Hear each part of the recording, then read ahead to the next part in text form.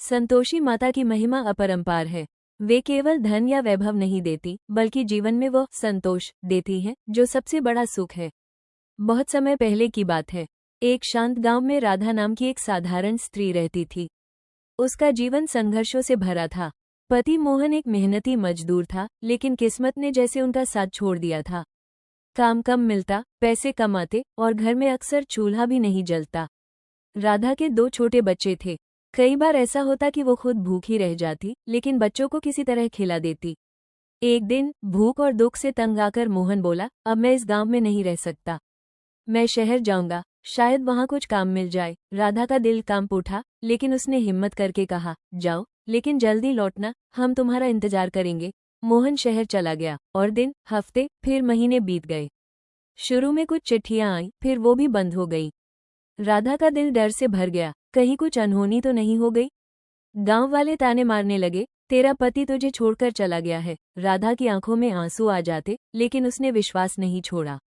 संतोषी माता का व्रत। एक दिन गांव में एक वृद्धा आई। उसके चेहरे पर अजीब सा तेज था।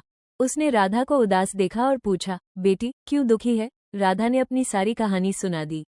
वृद्धा मुस्कुराई और बोली, अगर सच्चे मन से संतोषी माता का व्रत रखेगी तो तेरे सारे दुख दूर हो जाएंगे। उसने राधा को व्रत की विधि बताई। हर शुक्रवार व्रत रखना, गुड़ और चने का भोग लगाना, खट्टा भोजन न करना और सबसे जरूरी, मन में संतोष रखना। राधा ने उसी दिन से व्रत शुरू कर दिया। कठिन परीक्षा। पहला शुक्रवार आया। घर में कुछ भी नहीं था। राधा ने पड़ोस से थोड़ा सा गुड़ और चना उधार लिया। दीप जलाया और रोते हुए बोली, हे माता, मेरे पास कुछ नहीं है, बस आपका नाम है। धीरे धीरे शुक्रवार आते गए। राधा हर बार व्रत रखती, चाहे भूखी ही क्यों न रहना पड़े। लेकिन उसके दुख कम नहीं हो रहे थे, बल्कि और बढ़ते जा रहे थे। बच्चे बीमार पड़ गए, घर में अनाज खत्म हो गया। एक दिन तो ऐसा आया कि तीनों बिना खाए ही सो गए। उस रात राधा टूट गई। वो रोते रोते बोली, माता, क्या मेरी भक्ति में कमी है? क्यों मेरी परीक्षा ले रही हो? दिव्य चमत्कार। आधी रात को अचानक एक तेज प्रकाश कमरे में फैला और उसी प्रकाश में एक दिव्य स्वर गूंजा, बेटी। राधा ने कांपते हुए आंखें खोली। सामने स्वयं संतोषी माता खड़ी थी। उनकी आंखों में ममता थी, चेहरे पर तेज था। माता ने कहा, मैं तेरी हर परीक्षा देख रही थी। तूने कभी शिकायत नहीं की, हमेशा संतोष रखा।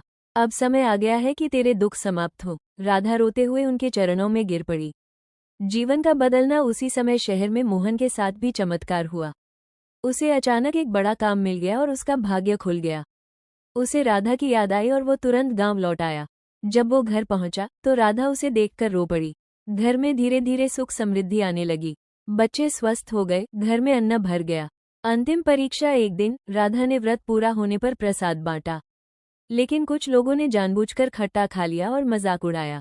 इससे माता नाराज हो गई और अचानक फिर से परेशानी आने लगी। राधा समझ गई, यह उसकी अंतिम परीक्षा है।